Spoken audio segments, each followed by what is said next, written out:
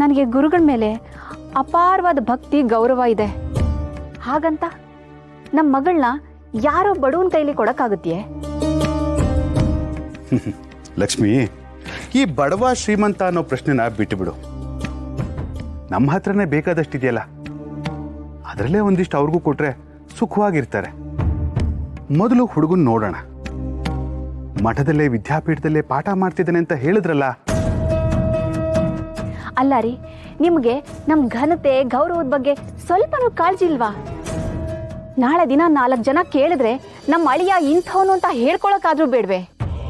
ಚಿನ್ನದ ಚಮಚಾನ ಬಾಯಲ್ಲಿಟ್ಕೊಂಡು ಬೆಳೆದೋಳು ನಮ್ಮ ಮಗಳು ಇಲ್ಲಿ ಬಂದು ಕೈಯಲ್ಲಿ ಮೊರ ಹಿಡ್ಕೊಂಡು ಪಡಿಬೇಡಿ ಜೀವನ ಮಾಡ್ಬೇಕೇನು?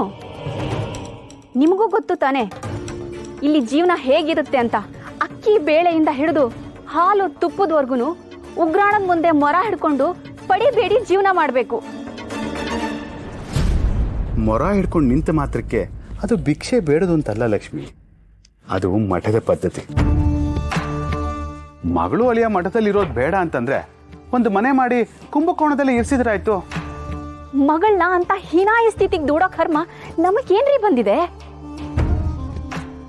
ಲಕ್ಷ್ಮಿ, ತಿಮ್ಮಣ್ಣ ಭಟ್ರ ಮಕ್ಕಳು ಬಡವರೇನಲ್ಲ, ಭುವನಗಿರಿಯಲ್ಲಿ ಪಾರುಪತ್ಯದಾರರಾಗಿದ್ದಾರೆ. ಅವರ ತಂದೆ ತಾತ ಶ್ರೀಕೃಷ್ಣ ದೇವರಾಯರ ಆಸ್ಥಾನದಲ್ಲಿ ಮಹಾನ್ ವೀಣಾ ವಿದ್ವಾಂಸರಾಗಿದ್ದವರು.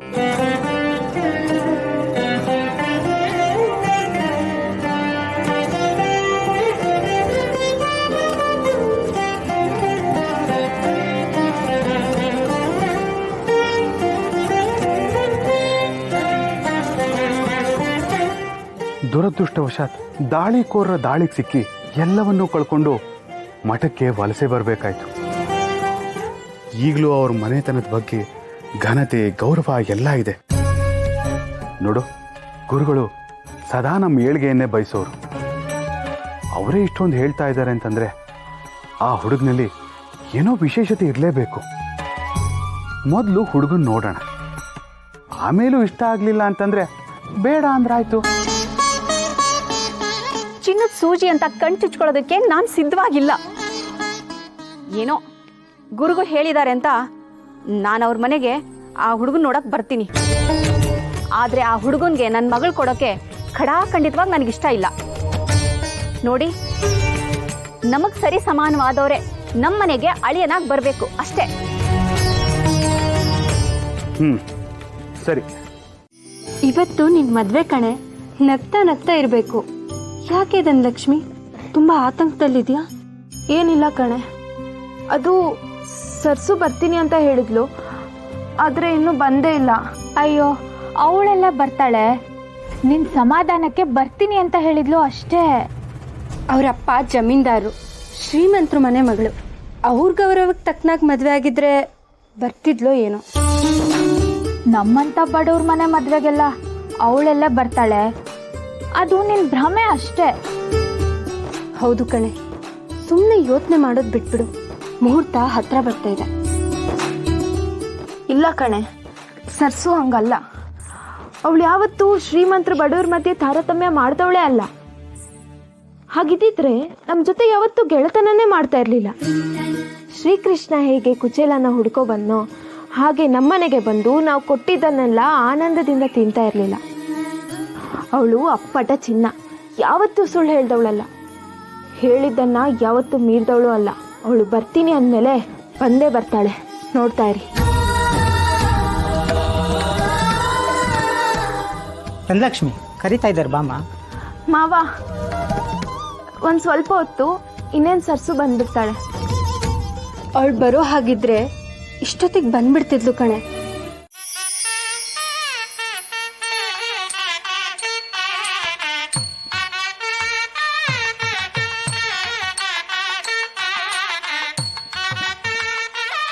ಮದುಮಗಳನ್ನ ಕರ್ಕ ಬನ್ನಿ.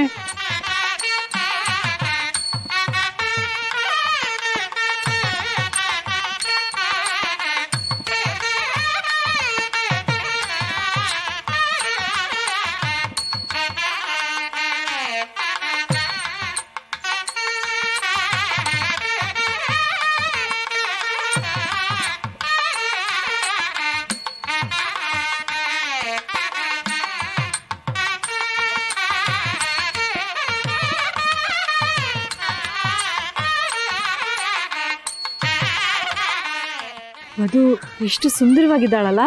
ವರನೂ ಚೆನ್ನಾಗಿದ್ದೇನತ್ತೆ, ಅಂದವಾದ ಜೋಡಿ. ಏಯ್ ಇಲ್ಸ್ರ ಏನ್ ಸಾಕು.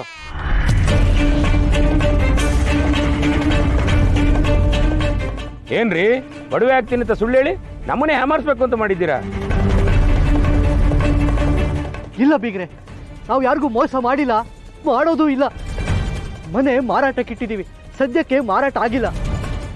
ಮನೆ ಮಾರಾಟ ಆಗ್ತಿದ್ದ ಹಾಗೆ ನಿಮ್ಮ ಒಡವೆ ಮಾಡಿಸ್ಕೊಟ್ಬಿಡ್ತೀವಿ. ದಯವಿಟ್ಟು ಮದುವೆ ನಡೆಯೋಕೆ ಅವಕಾಶ ಮಾಡಿಕೊಡಿ ಸ್ವಾಮಿ.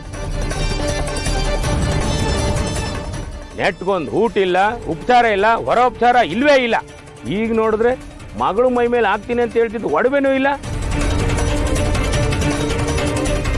ಏನೋ ದೂರ ಸಂಬಂಧಿ ಅಂತ ಬಂದ್ರೆ ನಮಗೆ ಮೋಸ ಮಾಡ್ತಿದ್ದೀರಲ್ಲ. ನೀವು ಬೇಡ, ನಿಮ್ಮ ಮಗಳು ಬೇಡ, ಈ ಮದುವೆನೂ ಬೇಡ. ಬೇಡಿ ಸ್ವಾಮಿ, ನನ್ನ ಮಗಳ ಜೀವನ ಹಾಳು ಮಾಡಬೇಡಿ. ಸ್ವಲ್ಪ ಕಾಲಾವಕಾಶ ಕೊಡಿ. ಏನ್ರಿ ಕಾಲಾವಕಾಶ ಕೊಡೋದು? ನಿಮ್ಮ ಮಗಳು ಭಾಳ ಹಾಳು ಮಾಡ್ತಿರೋದು ನಾವಲ್ಲ, ನೀವು. ಮದುವೆ ಮಾಡೋ ಯೋಗ್ಯತೆ ಇಲ್ಲ ಅಂದಮೇಲೆ ಮಗಳನ್ನ ಯಾವ್ದಾದ್ರು ಹಾಳು ಭಾವಿಸ್ತಲ್ಲಿ. ಅದು ಬಿಟ್ಟು ನಮ್ಮ ಕುತ್ತಿಗೆಗೆ ಯಾಕೆ ಕಟ್ಟಕ್ ಬರ್ತೀರಾ? ಏಯ್ ಇನ್ಯಾಕೆ ಅಲೆ ನಿಂತೀಯ? ನಡಿಯ ಹೋಗೋಣ. ಸ್ವಲ್ಪ ತಡೀರಿ.